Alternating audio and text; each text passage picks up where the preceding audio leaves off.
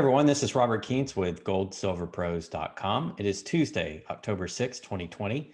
And for today's video, we're going to be going over the IMF's plan to implement a state-backed crypto system across the world in different currencies and how they're going to do it through the banking system. I'm going to be quoting to you some links from the IMF as well as an IMF working paper that came out a few years ago and how I wrote 2 articles about this in 2019.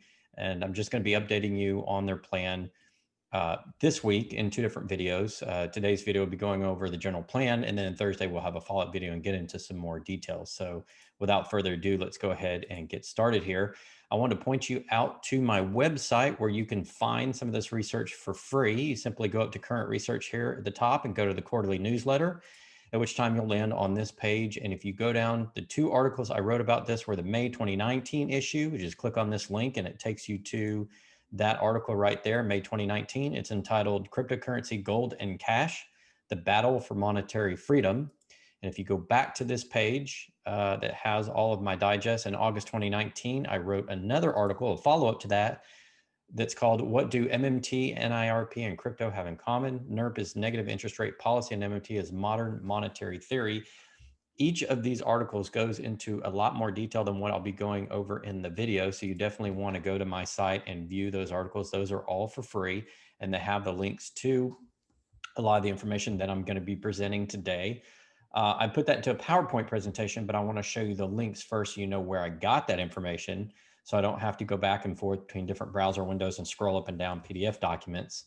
The IMF working paper, the big paper I'll be talking about, was written in 2015. And it's called Breaking Through the Zero Lower Bound. If you click on this download button right there, it gets you to this working paper, WP/15/224.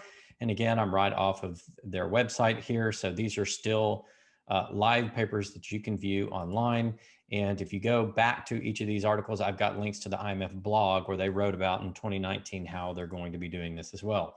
So that is all of the information that I'm quoting as I go to the PowerPoint presentation. Let me go ahead and get that loaded for you guys, and we'll get started.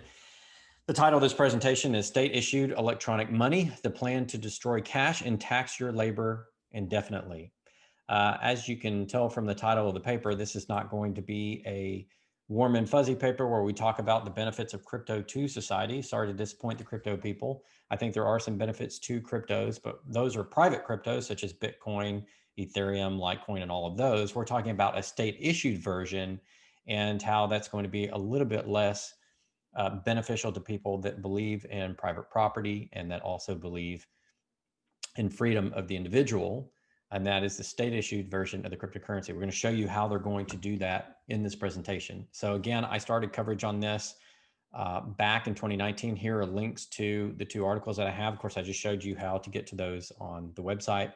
We're going to go forward into the overall discussion. So one of the things that came out of the International Monetary Fund's blog in 2019, and this research was done in 2017 by the IMF, was nowhere to go on recession policy. So to get you up to date on what this means, typically the central banks will lower the benchmark interest rate when we get into a recession to stimulate the economy. It stimulates lending and stimulates economic activity and an overall boost in the GDP and the productivity on an aggregate level. And the key thing here to understand is that these central banks and the IMF and all of these supranational institutions work on an aggregate level. They're not working on an individual level. So whenever we reach a recession, they'll need 3 to 6 percentage points of interest rate to discount lending or the interest rate on lending to spur the economy, get people to borrow money and to revamp the economy during a recession to kind of slow down that recession or counteract that recession. Well, as you can see here on the chart, almost nobody has 3 to 6%. In fact, the US is much lower than it was in the 2017 research study. We're sitting just right above 0%. During the 2017 study, we were at 2%. You can see that we've dropped about 2% in the last 3 years. So the only countries that have anywhere to go are Mexico and Turkey, and they happen to be dealing with currency and banking crisis. So that's the reason why the interest rates are so high. They've raised their interest rates in order to combat those issues. So I don't know how much they would be able to discount in a recession, but the rest of the world does not have 3 to 6% to discount. So there's nowhere to go. So they got to break the zero bound. We're going to be talking about the zero bound here a lot in this presentation. Here is the zero bound right here. The zero bound is where it's 0% interest rate. And to go below that, you have to charge negative interest rates. Okay, what is a negative interest rate? That's where you actually pay to borrow or pay to take on someone else's debt. Instead of them giving you a percentage point to take on that risk of their debt, you're actually paying them for the privilege of taking on the risk for that debt. Meaning you could buy a bond of $1,000 and you wouldn't receive $1,000 back at the end of it. You may only get $900 in value or $800 in value. And you're taking on a debt instrument, which historically has a fair amount of risk. Not necessarily a good investment, but what we'll be talking about here is not negative interest rates in the debt system. We're going to be talking about negative interest rates in the banking system and how dangerous that can be when you combine it with the negative interest rates that we see in the debt-based system and the inflation rate of the currency. Why they want negative interest rates. In the paper, Breaking Through the Zero Bound that I showed you earlier, it illustrates the problem of negative interest rates on debt causing people to hoard paper currencies. So to make negative interest rates effective, they need to tax the currency at a higher rate to force people to accept negative rate debt. What does that mean? Well, in the European Union, for example, they issued trillions of dollars of negative interest rate debt. Nobody wants to buy the debt. It's not attractive. They'd rather hold cash. Why? Because cash is zero interest rate. If you hold your cash, you're not earning an interest rate, but you're not losing money through negative interest rates. So people hoard cash, and they can't go to cashless society when people are hoarding cash. So what they're going to do is make the negative interest rate effective. They're going to tax the currency, this not taxing the bond by negative interest rate bond, but taxing the actual currency itself in the banking system. They do it through the banking system by implementing something called electronic currency. And we'll relate that to the cryptos by saying that, and we'll do more of this on Thursday, but the way that they do it is all of these blockchain ledgers and Hashgraph have been implemented in the banking system. Hashgraph's been implemented in the credit unions here in the US. Over 100 million accounts are now on Hashgraph or have agreed to implement Hashgraph. And through the banking system, they're using the blockchain, which is what Bitcoin and Ethereum is based on, that technology in the system to serve as electronic money, to serve as the ledgers for this electronic money system. Electronic currency systems will need ledgers, so that's where crypto is involved. You can see on the third point here on the screen. So again, going back to the zero bound, it's the obstacle for negative interest. And this is straight off the IMF paper. So everything you see quoted here is going to be off that IMF paper. Again, you can just simply go to this link, and I'll put it down in the description as well to read that paper. That was 2015 research published in 2016 on the IMF's website. The zero lower bound is a serious obstacle for monetary policy. I just explained why. The zero bound means people are going to hoard cash when you try to implement negative interest rates in the debt system. Why do you need to implement negative interest rates in the debt system? Well, because in a Keynesian system, eventually you get to the point where there can be no more debt issued with an interest rate because the states cannot afford to pay an interest rate on increasing debt. Eventually it blows past their tax receipts, and it leads to a system of ever increasing deficits because you're not earning enough money through taxes to pay off the actual interest, and then the system implodes. So they need to go below zero bound to actually discount the actual value of that debt in itself, so that you pay them $1,000, you get $900 back, and that's a 10% basically tax they put on the negative interest rate debt, so they can go and basically pay down that interest they've already accrued through all the trillions of dollars of debt that they've issued, and that allows them to indefinitely implement more and more monetary debt expansion. But the problem with the zero bound is when you go to negative interest rates on the bond, what they saw in Europe through their studies, and all of these studies are on the IMF website, you can go look them up, is that people hoarded cash. And we'll see later on where people are using cash in certain societies, and they can't, with cash in the system, they need to go to a cashless society to continue to do this negative interest rate debt and to continue to blow up debt indefinitely in this Keynesian system. The most important consequence of breaking through the zero lower bound is that there's no longer any constraint of how low interest rates can go. And in this paper, they're talking about interest rates going as low as they want them to. Now, remember, economists, Keynesian economists don't worry about individuals. They only worry about aggregates. They only care about the big picture. So they want to be able to take money out of the system or reduce debt in the system by raising interest rates, or increase debt by lowering interest rates in aggregates. And then they also use taxes to drain currency out of the system and to help them pay for basically all of this debt that they're issuing, and any interest on the debt. With zero interest rates or below zero interest rates, they have more levers to make that system work other than just increasing taxes. Increasing taxes is an extremely unpopular political move. And so they basically run their course with increasing taxes in the Western world. They've done as much as they can. The other way to do that is go to negative interest rates, where it taxes money for people borrowing the debt. But they also need to tax the actual currency. We'll see why here in a moment. So I wanted to point out before we get into the details, this is not a new idea. This is some research I did in the articles on my website in 2019. Okay, so I was one of the first to report on this in 2019. You're not seeing the negative interest rate debt talked about too much until 2020, and you're certainly not seeing this system that I'm talking about today. It was only started to be reported by most analysts in 2020. In 2019, I covered this.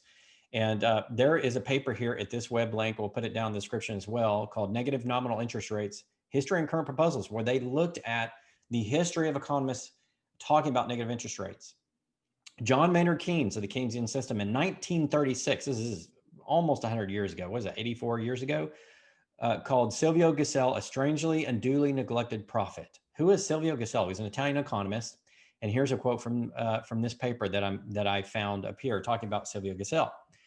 The academic debate on negative interest rates stretches back for over more than a century to the late 19th century. That's the late 1800s. Silvio Gesell is widely accredited to be the first proponent of negative nominal interest rates. Gesell's ideas have attracted a small but convinced group of followers, and he must be regarded as the founding father of persistent social movement, the free economy movement. And even if the proposal of a negative tax on money was never adopted on a large scale, there were some regional initiatives during the Great Depression. So during the last crash, during the last crash, they tried to implement negative interest rates on a pilot basis. They always tried things on a pilot basis. So this happened over 80 years ago, that they implemented negative interest rates on a pilot basis to see if it worked. And the idea came about in the late 1800s. And John Maynard Keynes, who was instrumental in helping governments implement our current fiat system, as well as Irving Fisher, very popular economist, both believe in Gesell's negative interest rate theory. It says down here at the bottom, moreover, in the course of the 20th century, Gesell's idea was taken up by various prominent economists such as Irving Fisher and John Maynard Keynes. Indeed, Fisher was a stout proponent of taxing money through a stamp script. So they didn't have the electronic system back then, but they wanted to issue a stamp tax. What is a stamp tax? Well, you stamp something on something like a package and you tax for that stamp. They were going to do that to currency. They were going to tax currency through stamps, which is a system they had back then. It wouldn't have been very efficient. It's a manual system, but it would have worked. You would have had a negative tax on actual currency itself. And so they had this idea and they piloted it back during the Great Depression. So this is not a new idea, even though now it's just coming out in the IMF paper here from 2015 through their blog through 2019, 2020. I wanted to point that out. A lot of things get tried and are not new ideas decades and even a century before they get implemented. That tells you that they've been planning this for a long time. Okay, that's the key to understand. It's not stuff that just pops in their heads. They figured out how to make this system work a long time ago, but they needed some technology to catch up and they needed the fiat system to get to a point of near crash like it is now so that they could actually force the implementation of these things. So in one of the IMF blogs that I have on my two articles from 2019, there's a problem with too much paper currency. In order to tax money, they need to do it electronically through the banking system for a couple of reasons. First reason is people are so ingrained in the banking system, they don't want to get out of it. And they're so ingrained in cash, you cannot remove it from society. You can see here are 3 countries predominantly dominate the amount of cash transactions. You have the Euro area, which is the second largest. You have Switzerland, which is the first largest. And this is a percentage of GDP. So Switzerland, about 10% of GDP transactions are in cash, which is really high when you consider all of the bankers' money that goes on between the companies are making goods and products. It's not cash. And then you have Euro area close behind it, 9-point-something%. And then you have the US represented by this green line right here at just under 8%. So the Euro area, Switzerland, and the US, people trust cash. Why do they trust cash? Because it used to be gold and silver. Then when we went to cash, people marry the currency of the time. So they're married to cash. So they can't just get cash out. And the research by Gesell up here and carried on by Fisher and Keynes went on to note that, and it's also noted in the IMF paper, the IMF paper from 2015 that's quoted in the beginning of this presentation.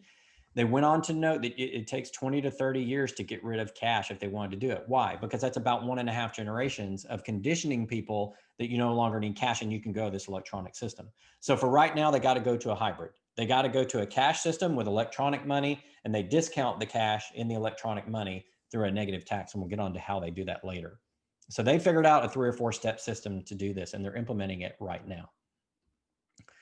Another quote from the 2015 paper, the big paper that I talked about at the beginning. It says, the key difference is that unlike the cashless economy, so they're talking about going cashless, like we can't do that right now. We have to keep cash in the system. Well, how do we make the system work? How do we transition from a current fiat cash system to a completely cashless society, okay?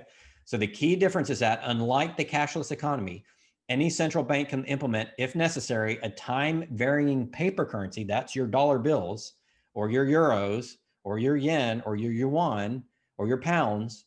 They can implement a time varying paper currency deposit fee at its cash window within a matter of weeks. Even for central banks that currently do not need negative interest rates, the transitional system we propose will be much easier to put in place in time to deal with the next deep recession than a cashless economy would be. In other words, it only takes them 3 weeks to do this as soon as the recession hits. They've already got the plans in place. 3 weeks. We hit an official deep recession, boom. 3 weeks later, you're getting a discount of your cash dollars. What does that mean? Let's say you have direct deposit. No, let's go to an easier example. Let's say you have your paycheck. You're working at a job. They give you a weekly paycheck. You go and deposit that in the bank. You deposit $100 in the bank. They're going to discount that $100 in your electronic money by a negative interest rate, meaning you're going to have less than $100. And I'll show you an example of how that works further on down in the paper. This is really evil. And electronic, like direct deposit, they'll do it as soon as the money's transferred. So your company pays you, goes into your bank account, boom. Let's say you earn $1,000 a week. All of a sudden, boom, you've got $950 or whatever negative interest rate they want. So they're taxing your labor at the point that you earn it from your employer, whether you have a cash check, physical cash you put in, direct deposit, doesn't matter. Why? Because they're doing it through the banking system. And that's where those ledgers come into the picture. The ledgers are going to be the ones that keep track of all these transactions. So no matter how you get your money into the bank, boom, that's where they discount it. Whether it's a direct deposit, cash money that you get, that you sell something like at a garage sale or a paper check or whatever the case may be. They're going to discount it and the ledgers are going to keep track of those transactions. Given their different time horizons, we see breaking through the zero lower bound with a time varying paper currency deposit fee at the cash window of the central bank and heading toward a cashless economy as complementary policies. In other words, they're going to implement this step to get us to cashless society because they're complementary. It's a stepping stone to cashless society. They're saying it right here in the paper. This is black and white straight from the IMF. This is not a conspiracy theory. This has been out for 5 years. 5 years. And all the central banks know it. Every central bank that operates in the world knows this system is being put into place because the IMF is the lead or the research arm for the central banks. It basically creates policy for how they're going to act across the world. It says, in particular, articulating a long-run goal of heading toward a cashless economy may be helpful in navigating the politics of moving paper currency from a central to a peripheral role in the transitional system we are proposing here. They know people are not going to go off cash to a cashless society. I'll give you an anecdotal example.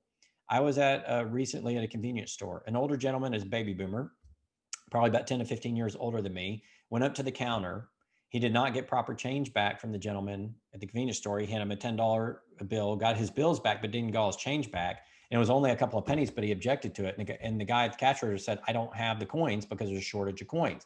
A lot of you have been seeing the shortage of coin signs in a lot of stores, and they're trying to get you to use credit cards. Well, there's a reason for that. And I'm going to get into that here in a minute. Well, the gentleman is only a few cents, but he was upset because he didn't get proper change. And the guy, instead of, shorting him a couple of cents, gave him an extra nickel and said, okay, you now have 3 more pennies. I'll give you, because I have a nickel. And the guy says, like, I want exact change. See, that gentleman understands the value of cash, being able to transact privately using cash and getting proper change. And he understands because that's the way their generation was brought up. And that generation understands we used to be on a gold standard up until 1971, or some sort of gold backing of the dollar until 1971. Those guys remember that. That's why they don't want to go to a cashless society. They don't trust, the phones.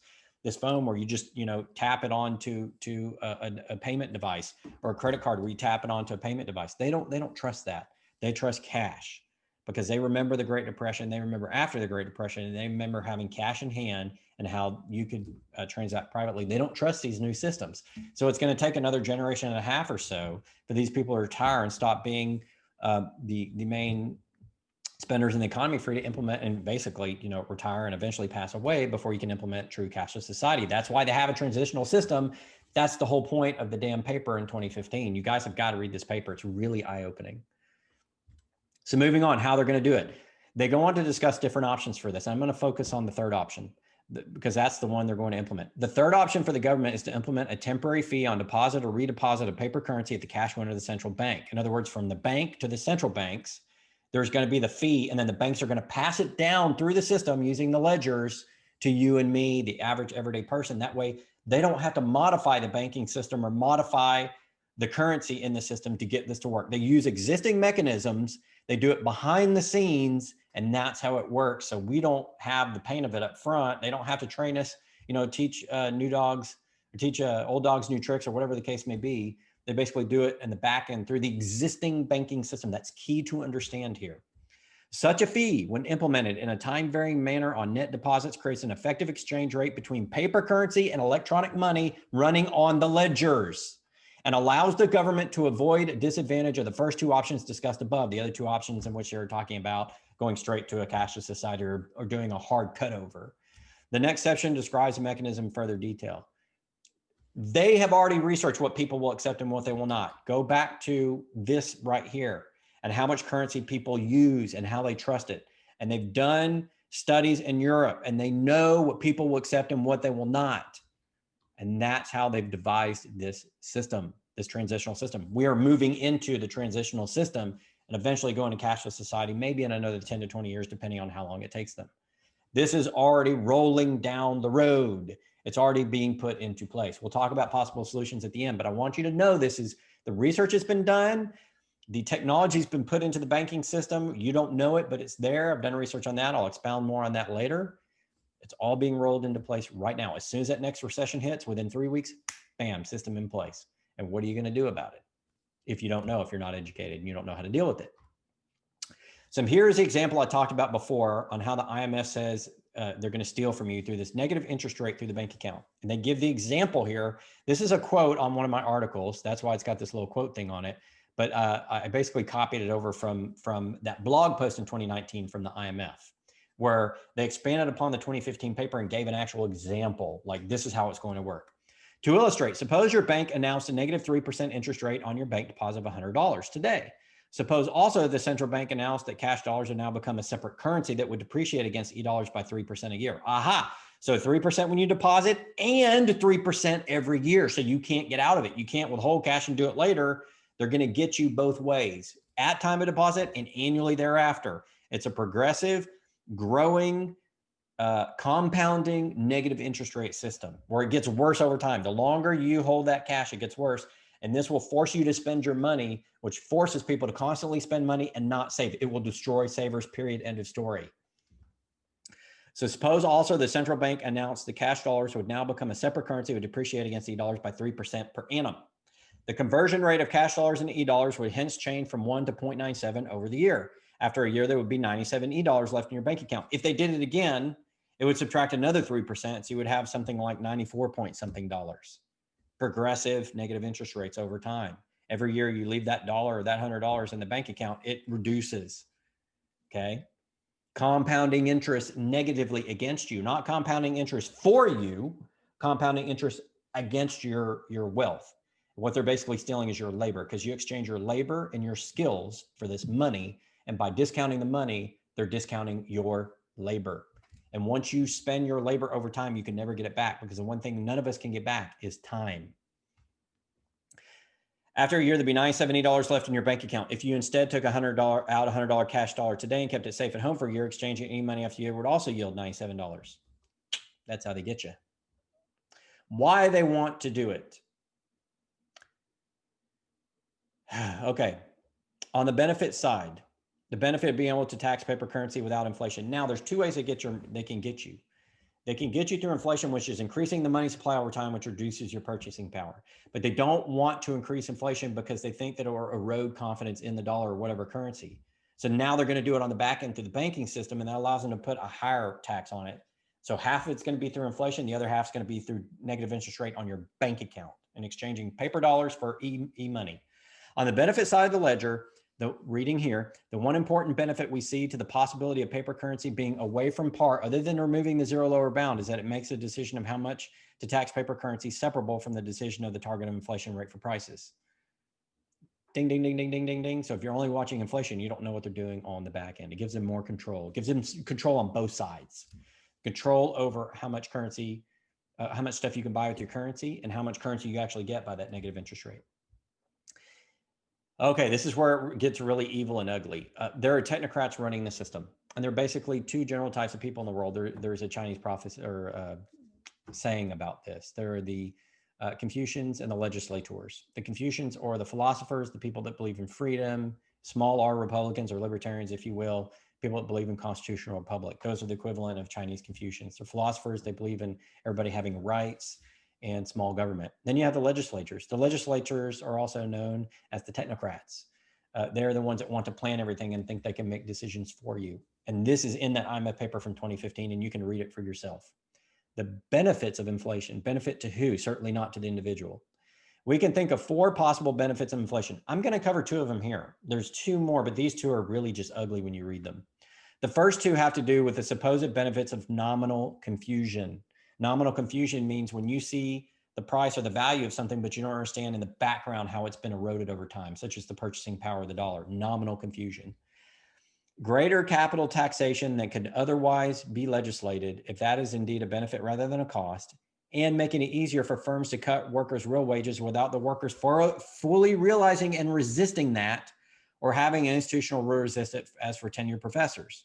So in other words, they're talking about discounting your labor. When you work, they're going to discount your labor through this system, and you can't put anything in at the job level, at the institutional level to combat it. They're going to do it through the banking system. It affects everybody uniformly. So there's nothing as an individual you can do. That's the danger of central banks and negative interest rate policy on your bank account.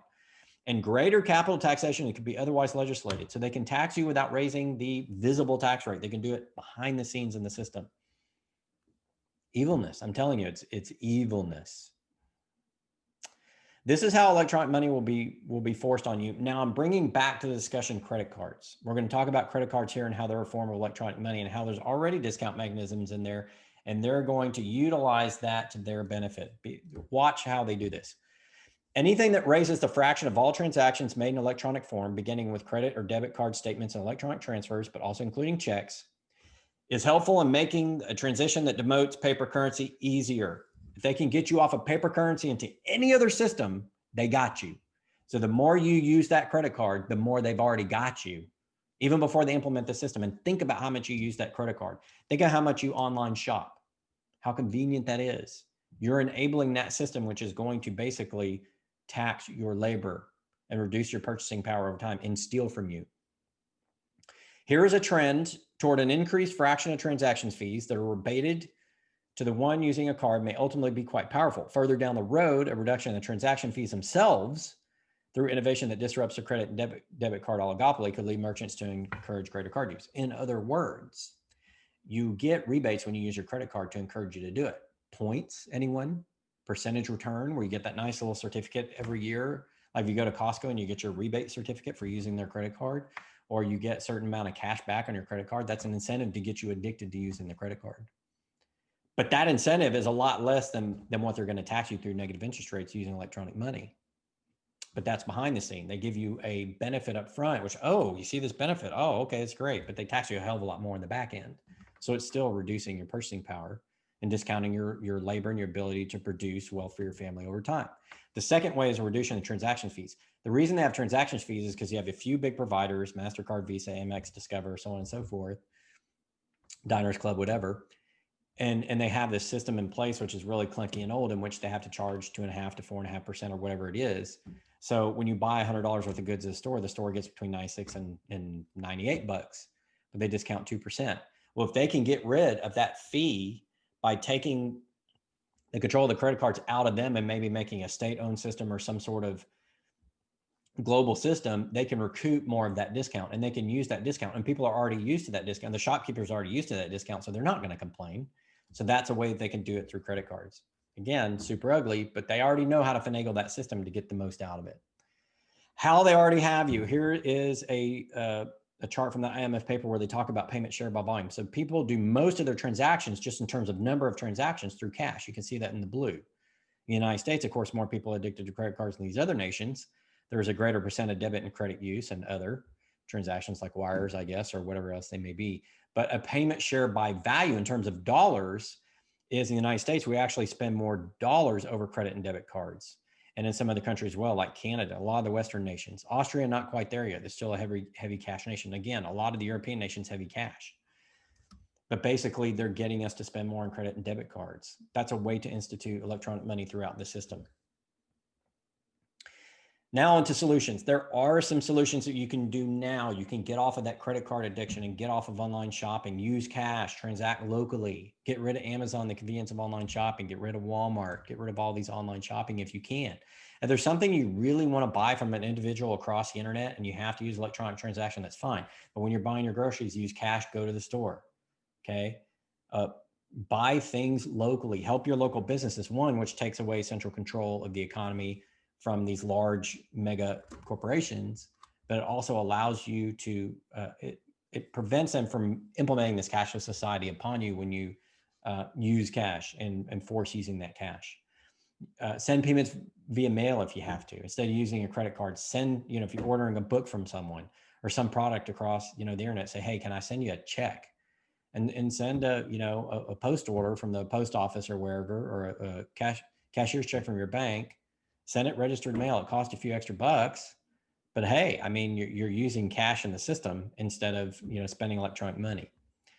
When the system goes live, it will go live during the next official recession, 2 to 3 weeks after it officially starts. They'll implement this system. They've already talked about the IMF paper. All the central banks are lined up to do the same thing. Go to barter. Use your gold and silver, barter, trade your service for somebody else's service. Do what you can to stay out of the system. Use gold and silver. Except that your cash is now devalued. Every time you have a dollar, it's going to be $97 at the end of 1 year, 94 after the second year, so on and so forth down. So, Gresham's law, good money pushes out bad, right? So you're going to spend the bad money first. You're going to spend your cash first when the system hits. And if you don't have gold and silver, you're kind of screwed. You're stuck in the system. Gold and silver and bartering your service, your value for somebody else's value is the only way that you're going to be able to survive. So those are solutions now and later. I want to go over those to show you that there is hope. We can forestall this system. We can complain about this system. We can ensure the system doesn't take hold if we all band together and implement these solutions, as well as complaining to government, complaining to your local press, doing whatever you can on a local basis to say, we don't want this system. We see what you're doing. We don't want this system. Get active, do something, form groups and go protest this. Okay. If you don't, they're going to implement the system. There's nothing you're going to do. And they're going to permanently tax your labor until you grow old and have nothing. Because every time there's going to be a recession, they're going to increase that tax. They're going to increase inflation by printing more currency, electronic currency, printing or creating electronic currency, and they're going to tax you through the banking system. In that IMF paper I was talking about at the very beginning, let's go back to that. Breaking through the zero bound, they talk about, and in their blog post, which I talk about at the very beginning, specifically the blog post, they talk about discounting as much as they want. There's going to be no floor to this. They can go negative 10%, negative 50% if they have to quote unquote save their Keynesian system. Why do they want to save the Keynesian system? It allows the government to take more control, to implement more socialist policies, to get more people to vote for more socialist policies, to increase the size of government, and to allow the technocrats to control you.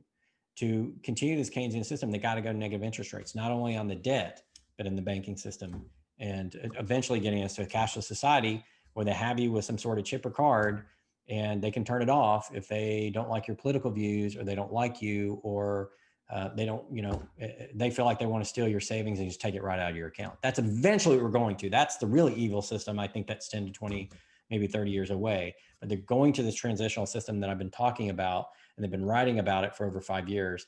And that's exactly what they're going to do. And again, this is not a new idea. I want to point that out. This started in the 1880s with Silvio Gesell. John Maynard Keynes and Irving Fisher took it up. The economists have known this since the Federal Reserve was created in 1913. This was their plan. Now they've got the technology in place. What is the technology? The blockchain, the ledger system, and also hash graph for the credit unions. Also another cryptographic or crypto money system, if you will. And so all these private crypto money systems have been created, are going to be taken up by the states.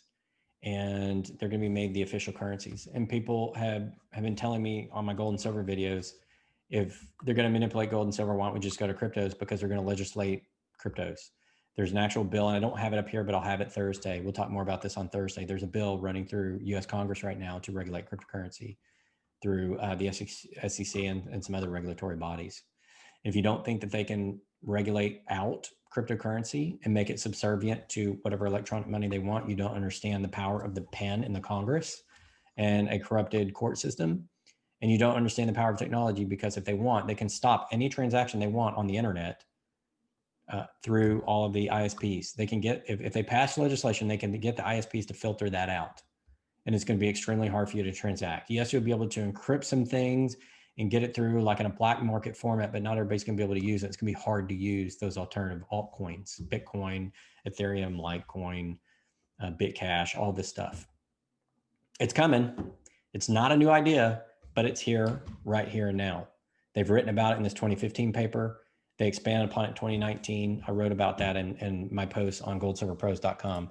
Guys, this is something you need to pay attention to. It's very serious. It's not conspiracy theory. They're out in the open.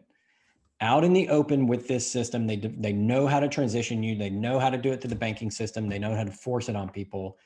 You have to do something about it now. You have to get vocal and fight this at the local and state and federal level. You have to write letters. You have to form committees. You have to do whatever you have to do. And you have to stop using your damn credit card. And you have to stop putting money in the bank. You have to have gold and silver as a backup, and you have to transact in cash. It's the only way you're going to avoid it. If you just go to Bitcoin and Ethereum, it's not going to work. They can legislate it out, and technically they can stop those transactions. I'm telling you, it's naive to think that if you go straight to cryptocurrencies only and you don't do these other things, it's going to work. Now, if you want to hold cryptocurrency as your hedge on the system, that's great, but also hold some gold and silver and transact in cash. That's the way to slow down the implementation of this system, to stop them from doing it, because they're going to do it. The technocrats want to tell you what to do. They got the central banks in the 1800s through the early 1900s. They got us off the gold standard. And now they're going to go to electronic money in the banking system and then eventually toward cashless society. It's been going on for a couple hundred years, and it's going to continue to go unless you stop it, unless you get aware, unless you protect yourself. Okay. I know this is kind of a long video, but I wanted to explain it. Thursday, we'll come back with some more on this and talking about the private cryptos as well. Till next time, this is Rob Kientz with goldsilverpros.com.